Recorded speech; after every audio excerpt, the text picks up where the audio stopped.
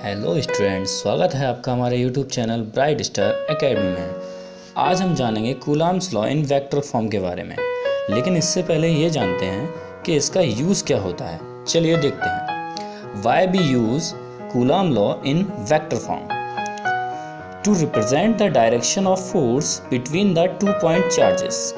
मतलब 2 point charges के बीच में फोर्स की डायरेक्शन का पता लगाने के लिए इसका यूज़ किया जाता है।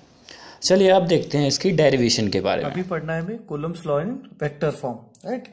तो वेक्टर फॉर्म कैसे होगा कूलम्ब्स लॉ का?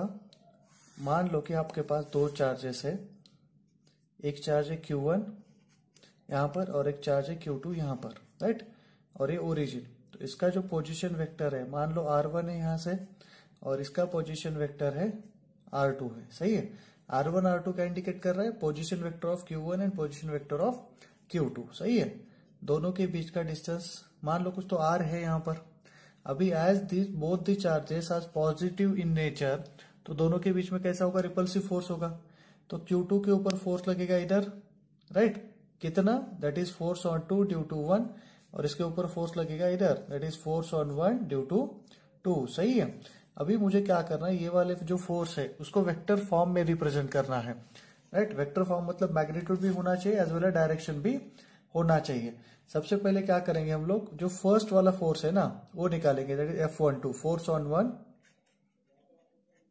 Force on Q1 due to Q2, that is F12 निकालना है। तो F12 का मैग्नीट्यूड कितना आएगा? K Q1 Q2 बाय दोनों के बीच का डिस्टेंस, राइट। तो ये Q2 Q1 के ऊपर लगा रहा है ना, तो जब भी Q1 Q2 के ऊपर Q2 Q1 के ऊपर फोर्स लगाता है, हम लोग ये वाला वेक्टर मान के चलते हैं ऐसे। जैसे कि ओरिजिन है, ये है R2, ये है R1 और ये Q2 Q1 के ऊपर लगा रहा है, राइट। तो ये R2 है, ये R1 है, तो ये क्या होगा? That is R1 minus R2 हो जाएगा, राइट।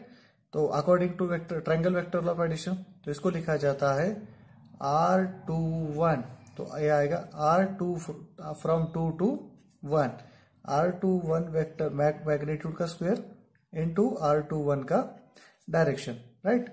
यूनिट वेक्टर को क्या लिखा जाता है? Vector R21 vector divided by उसका मैग्नीट्यूड, राइट। इसमें पुट करोगे तो क्या आएगा? F12 vector is equal to K Q1 Q2 बाय ये आएगा R21 वेक्टर मॉड का स्क्वायर इनटू इसको लिखा जाएगा R21 vector divided by R21 का mod, right. That is F12 is equal to K Q1 Q2 divided by R21 vector का square cube होगा अभी ये, सही है। और ये R21 वेक्टर, इसको लिखा जाएगा ऐसे। सपोज मुझे निकालना है force on charge Q2 due to charge Q1, right. तो उसको लिखा जाएगा F21, तो F21 vector will be equal to, again magnitude तो सेम ही रहेगा, K Q1 Q2 divided bye, अभी ये वेक्टर कैसे बनेगा? यहां से 1 to 2 बनेगा ना, तो उसको लिखा जाएगा R1 to 2 उसका मॉड का स्क्वायर इनटू डायरेक्शन R12 का कैप। तो R12 कैप क्या है यहाँ पर? R12 vector divided by R12 का मॉड, राइट। इस इक्वेशन में पुट करो तो क्या आएगा?